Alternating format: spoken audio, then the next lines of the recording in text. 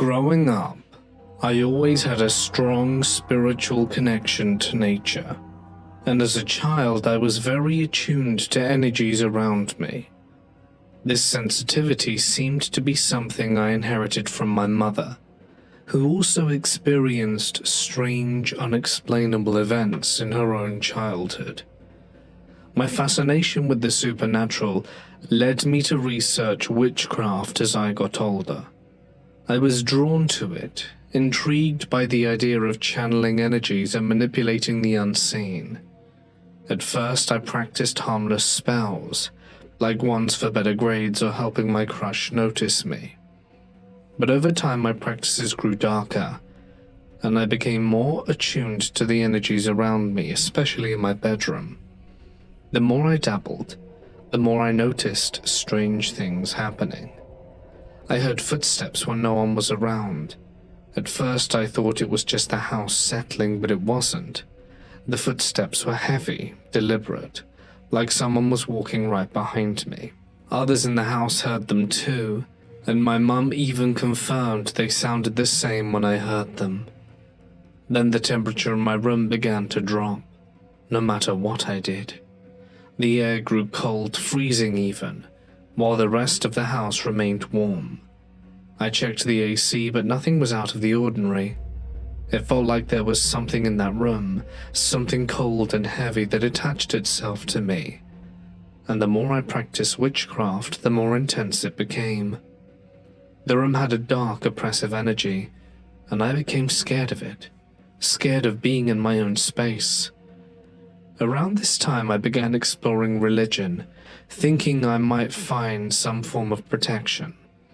I read the Bible, learned about talismans, and performed rituals with the intent of protecting myself.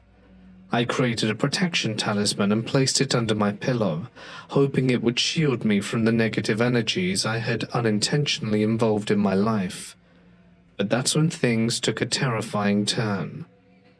The night after placing the talisman under my pillow, I began hearing voices, low murmurs and whispers in a language I didn't understand. The energy in the room became even darker. It felt like I was being watched, like something or someone was always lurking and waiting.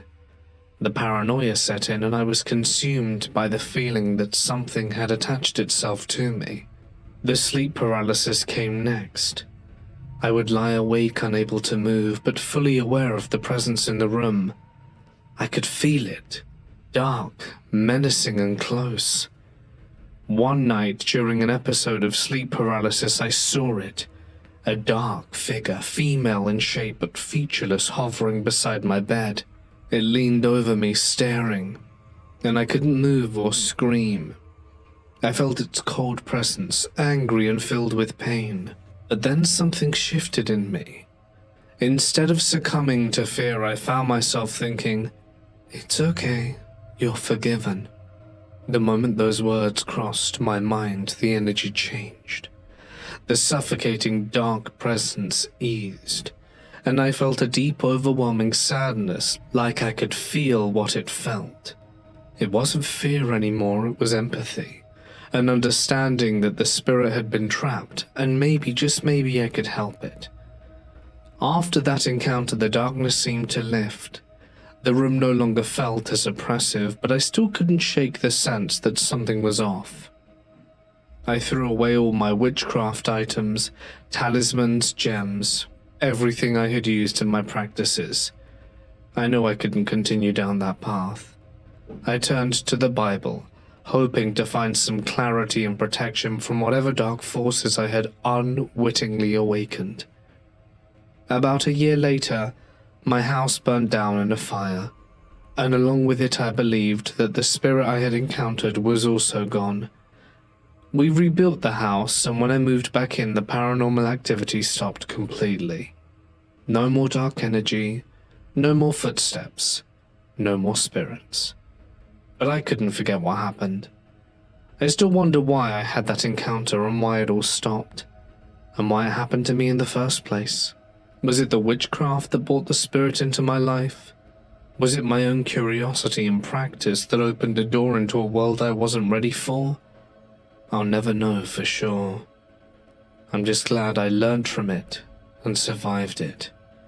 The experience really changed me, and although the fear has faded, the question of what really happens can't help but linger in the back of my mind.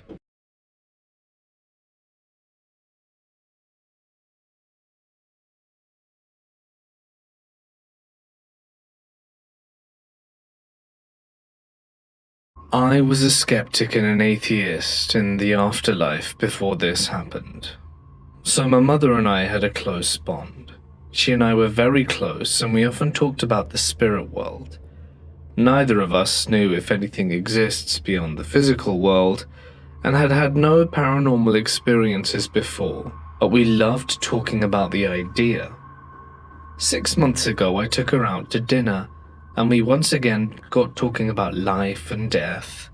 She promised that when she died, she would reach out to me if that was something that was even possible.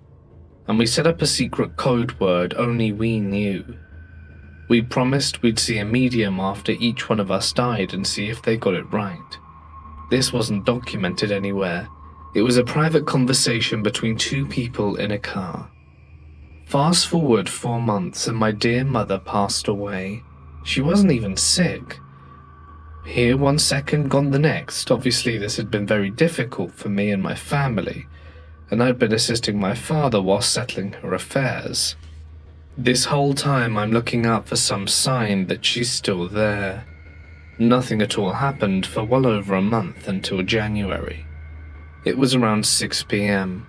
I was upstairs playing video games, feeling normal, and I got this really weird sensation like I'm being watched. Not in a scary way, just to be clear. Just felt like someone was nearby. There was also a fuzzy feeling in my hand, an overall feeling of being in an altered state somehow. I needed to get started on making dinner, so I head downstairs and my fiancé is down there reading a book. On my way to the kitchen, I say, "I know this is going to sound crazy, but do you feel like Mum is here with us right now?" Before she can even answer, I get this overwhelmingly positive feeling throughout my whole body. Shivers start on the back of my neck and it's like some energy was flowing throughout my whole body.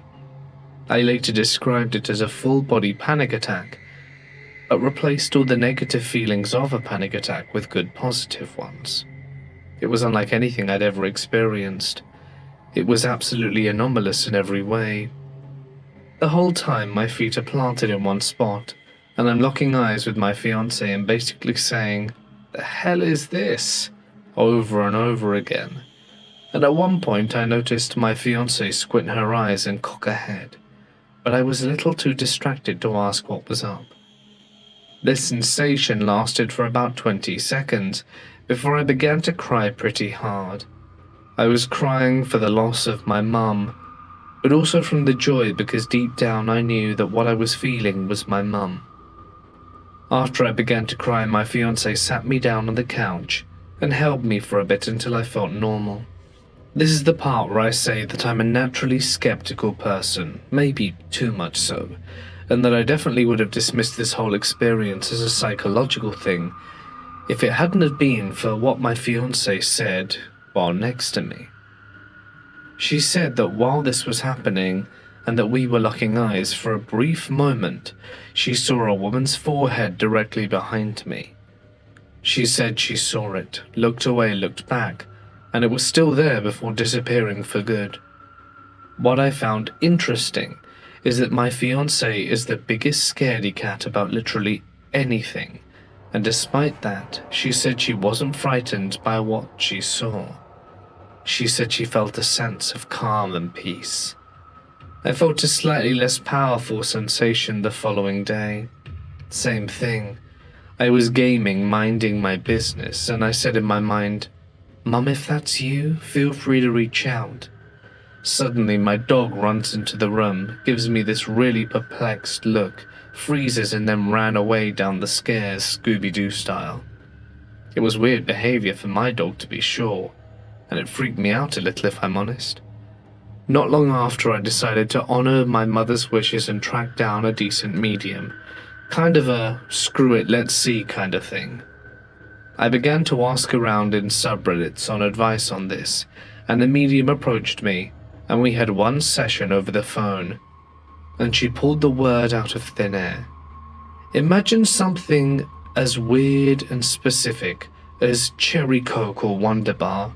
She mentioned many specifics around my mother's death as well, things she simply couldn't have known.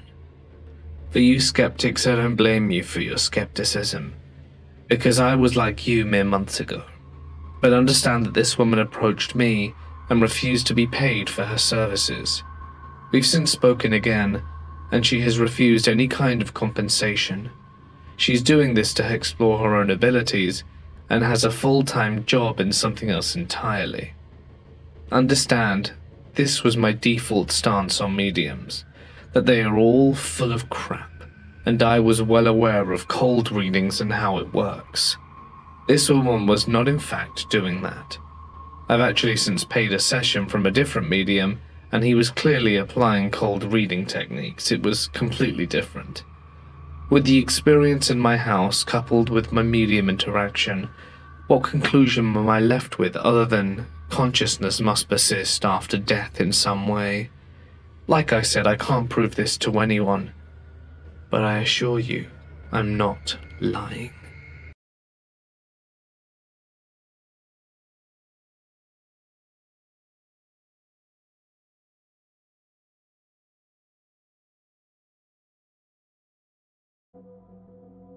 I recently moved to this village in Serbia, and to celebrate the spring festival on the 1st of March, some new friends and I decided to go camping in the woods. We drank, cooked meat, just a typical 1st of March outing. This may sound strange, but if anyone can provide an explanation that helps me understand what we found, I'll go back to the forest and take photos of the spot. It's been 2 years now, so whatever we discovered is likely just bones or fully decomposed, though I'm not sure about decomposition rate. Anyway, that night while gathering firewood, a friend and I wandered away from the group. It was freezing and the trees in the forest were mostly dead. Some areas had thin trees, but other sections had large, thick ones.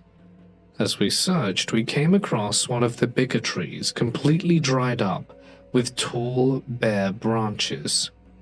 At the very top, leaning to the left, was a dead sheep. What was strange about it was how clean it was. There were no signs of decomposition. We assumed it must have been placed there recently, maybe the night before. I've read that sometimes sheep will climb trees to escape wolves, but this tree was far too tall for that, and the wolves weren't even around the area. Later, I overheard an ex-friend talking about a similar experience in the same forest. They mentioned rumors about an older person being involved. I also vaguely remember that the sheep might have been impaled by a branch, and it seems quite unlikely, as it would have been very difficult to achieve. I'm really trying to figure out what happened. One of my colleagues mentioned that a farm near the forest had a pentagram drawn on it, and after that the land didn't produce anything for an entire year. I'm not really sure about it.